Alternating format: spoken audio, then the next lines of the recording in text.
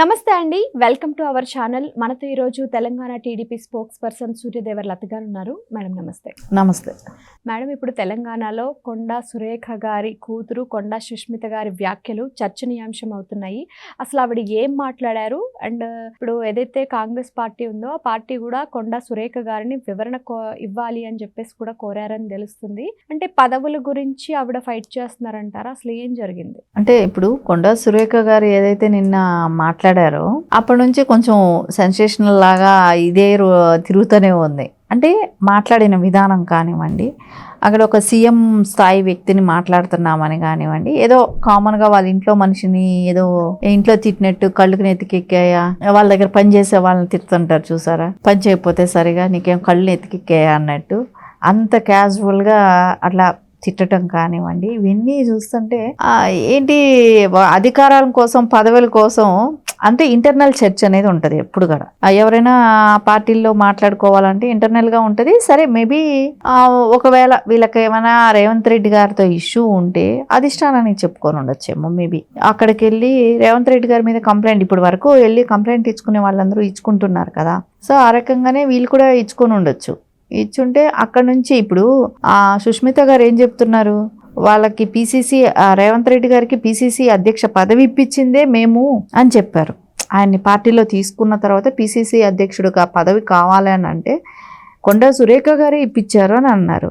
అంత ఇది ఉన్నప్పుడు అధిష్టానం చెప్పింది అనుకో ఇచ్చేస్తారు కదా, ఎమ్మెల్సీ అధిష్టానం చేతిలోనే కదా ఉంటుంది. ఇంకా అట్లా ఆలోచించాలి కదా. అంటే మీకు ఆ స్థాయిలో సోనియా గారితో అంత ఇన్ఫ్లుయెన్స్, రాహుల్ గాంధీ గారితో అంత ఇన్ఫ్లుయెన్స్ ఉంటే అది వచ్చేస్తుంది కదా. ఆ రకంగా కూడా ఆలోచించవచ్చు కదా. అంటే జనరల్గా పబ్లిక్ ఇట్లాగే ఆలోచిస్తారు. ఇప్పుడు మనం ఒకటి చెప్పేసేస్తే దాని మీద కన్నా ఇంకొక రకంగా ఆలోచించడం మొదలు పెడతారు. మీ స్థాయి ఆ రేంజ్ అనుకున్నప్పుడు అక్కడి నుంచే మీకు వస్తుంది కదా అని అనేది. అంటే ఇక్కడ ఏంటంటే కాంగ్రెస్లో అంతర్గత కుమ్ములాట అనేది సర్వసాధారణం. అంటే ఇప్పుడు ఏమైనా 2 ఏళ్ళు అయిపోయింది, 3వ సంవత్సరం కూడా వచ్చేసింది, అయిపోతుంది. వాళ్ళకి ఏంటంటే సీఎంని మార్చాలి అనే ఉద్దేశం ఏమైనా ఉందా? సీఎంని మారిస్తే రేవంత్ రెడ్డి గారు ఆడు ఉంటారా ఉండరా? చాలా మంది రోజుకొకళ్ళు, మనం నిన్న 2 days బ్యాక్ ఒకళ్ళు చిన్నారెడ్డి, ఒకళ్ళు అంతకుముందు రాజగోపాల్ రెడ్డి, ఒకళ్ళు కోమటిరెడ్డి రాజగోపాల్ రెడ్డి, ఇట్లా అందరూ కూడా ఒక్కొక్కళ్ళు బయటపడతా రావటం కానివ్వండి. ఇంకోటి తెలుగుదేశం పార్టీలో నుంచి వచ్చిన వాళ్ళకందరికీ ఇంపార్టెంట్ ఉంటుందని మాట్లాడటం, ఇవన్నీ కూడా కరెక్ట్గా అనిపించట్లేదు. తెలుగుదేశం పార్టీలో నుంచి వచ్చిన వాళ్ళు అనుకుంటారు కదా, వీళ్ళు కూడా వైసీపీ నుంచి వచ్చిన వాళ్ళు, వీళ్ళు బీఆర్ఎస్ నుంచి వచ్చిన వాళ్ళు అనేది అందరికీ తెలిసిన విషయమే. కొండా సురేఖ గారు వైసీపీలో ఉన్నారు, తర్వాత బీఆర్ఎస్లో ఉన్నారు, అంతకుముందు ఫస్ట్ నుంచి అప్పుడు కాంగ్రెస్లో ఉన్నారు, బిఫోర్ కాంగ్రెస్ ఉండేవాళ్ళు. దాని తర్వాత మళ్ళీ కాంగ్రెస్కి వెళ్ళి జాయిన్ అయ్యారు. వాళ్ళకి నాకు తెలిసి ఆవిడ గతంలో కూడా మినిస్టర్గా ఉన్నప్పుడే రాజీనామా చేసి వైసీపీలో జాయిన్ అయ్యారు మినిస్టర్గా ఉన్నప్పుడు. సో ఇప్పుడు కూడా మినిస్టర్గా ఉన్నారు. అంటే ఇప్పుడు వాళ్ళ కూతురు మాట్లాడిన దానికి ఆ బ్లేమ్ ఆవిడ వేసుకుంటుందా? తప్పు లేదని సరిదిద్దుకో, అంటే మా డాటర్ వాళ్ళ కూతురు ఏం తప్పు చేయలేదు, ఆవిడ ఒపీనియన్ కూడా అదేనని ఒప్పుకుంటుందా? లేదంటే వాళ్ళ కూతురు చేసిన తప్పు అని చెప్పేసి ఏమైనా స్టేట్మెంట్ ఇస్తుందా? ఇవన్నీ కూడా ఇప్పుడు వాళ్ళకంటూ క్రమశిక్షణ ఇది ఉంటుంది కదా. సో దానిలో వాళ్ళ డిస్కషన్ అంటూ వస్తుంది మొత్తం. అంటే కొండా సుష్మిత గారు అంత తప్పుగా మాట్లాడారా మేడం? ఇప్పుడు ఎవరైనా నిన్నంటే ఎలా ఫీల్ అవుతావు? నీకేమైనా కళ్ళు నెత్తికెక్కా అంటే నీ ఫీల్ అవుతాము కదా. ఓకే. సో మనం జనరల్గా ఉన్నప్పుడు ఒక రాష్ట్రానికి ముఖ్యమంత్రిగా ఉన్న వ్యక్తిని ఆయన పట్టుకొని కళ్ళు నెత్తికెక్కాయా, ఇంకొక అక్కడ లోకల్ ఎమ్మెల్యేని డైపర్లు వేసుకున్నారని కానివ్వండి, ఆవిడ అంత ధైర్యంగా మరి ఎలా మాట్లాడారంటారు అసలు? అది అక్కడ ఉన్న ఎమ్మెల్యేని కూడా ఇంకొక మాట, అంటే ఆయన వయసు పెద్దదని డైపర్లు వేసుకున్న వ్యక్తికి ఎమ్మెల్యే సీటు మళ్ళా ఇస్తారా?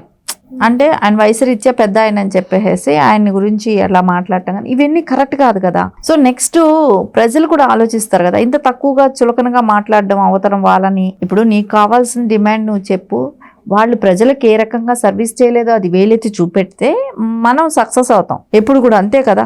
రేవంత్ రెడ్డి గారు ఏం చేయలేదని మీరు అదే పార్టీలో ఉన్నారు, మీకు నచ్చకపోతే దాన్ని విభేదించండి, దాని గురించి మాట్లాడండి.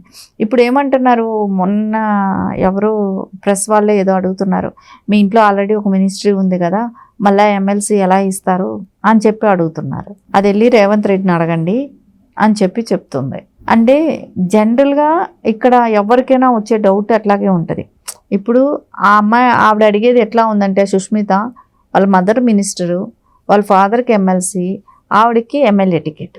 ఈ 3 ఆ కుటుంబానికి ఉండాలి అన్నట్టు ఆలోచనలాగా ఉంది. సరే ఇప్పుడు వాళ్ళ ఆలోచన అంటే బీఆర్ఎస్తో ఏమైనా ఆల్రెడీ చర్చలు నడిచి వాళ్ళు ఆ పార్టీలోకి వెళ్తే ఇన్ని సీట్లు మీకు ఇస్తామని ఏమైనా ఒక కమిట్మెంట్ ఏమైనా జరిగిందా, ముందే మారిపోదామని ఒక నెక్స్ట్ ప్లానింగ్కి ఏమైనా ప్రిపేర్ అవుతున్నారా నెక్స్ట్ ఎలక్షన్స్కి? ఇవన్నీ కూడా కొంచెం అనుమానాస్పదంగానే ఉన్నాయి. ఎందుకంటే ఇంత స్ట్రాంగ్గా తెలియని వాళ్ళైతే కాదు కదా. ఇప్పుడు సీఎం స్థాయి వ్యక్తిని మాట్లాడితే క్రమశిక్షణ ఎలా ఉంటుంది, ఆ పార్టీలో నుంచి మనం బయట వెళ్ళిపోవాలా, లేకుంటే ఆయన్ని బయట పంపించే దాంట్లో వీళ్ళు ఒక పాత్రగా ఉన్నారా రేవంత్ రెడ్డి గారిని? ఇవన్నీ కూడా ఇంకా ఇప్పుడు క్రమశిక్షణ పిలిచారు కాబట్టి ఆ డెసిషన్ అనేది తెలుస్తుంది. Okay, thank you madam. నమస్తే.